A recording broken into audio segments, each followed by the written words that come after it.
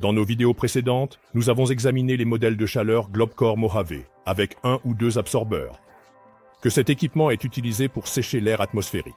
L'aide d'un sorbant, cet air sec peut ensuite être utilisé pour purger des réservoirs, afin de protéger l'isolation des transformateurs de l'humidité, restaurer les propriétés des sorbants, sécher les câbles de communication, le foin, les grains, les racines, les légumes et les fruits.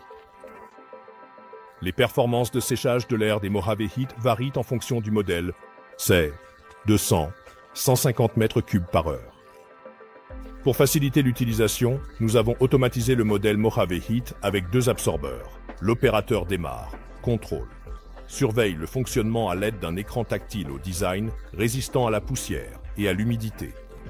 L'opérateur peut choisir le mode de fonctionnement de l'équipement et combien de colonnes doivent être utilisées. Ces modes sont le séchage de l'air dans 1 ou 2 colonnes, le séchage de l'air dans une colonne et la réactivation du sorbant dans l'autre colonne, ainsi que la réactivation du sorbant dans les 2 colonnes en même temps.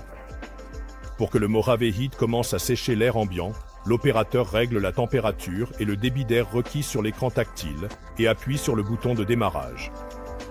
À partir de là, l'unité fonctionne sans intervention humaine et le processus est contrôlé depuis l'écran de mode. La température de l'air à la sortie des colonnes, la valeur du débit et l'humidité de l'air sont disponibles pour le contrôle.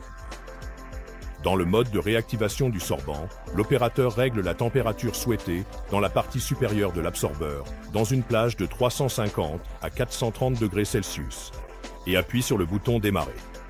Lorsque la température dans les parties inférieures de l'absorbeur atteint 60 degrés Celsius en dessous de la température préréglée dans la partie supérieure de l'absorbeur, l'unité fonctionne pendant 1 heure, après quoi le mode de réactivation est désactivé.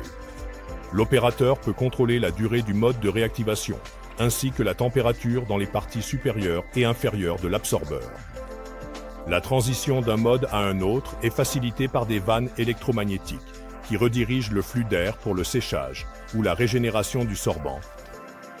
Quelles autres applications voyez-vous pour les unités de chaleur Mojave? Laissez vos suggestions dans les commentaires. Vous pouvez trouver plus d'informations sur notre site web www.globcore.com.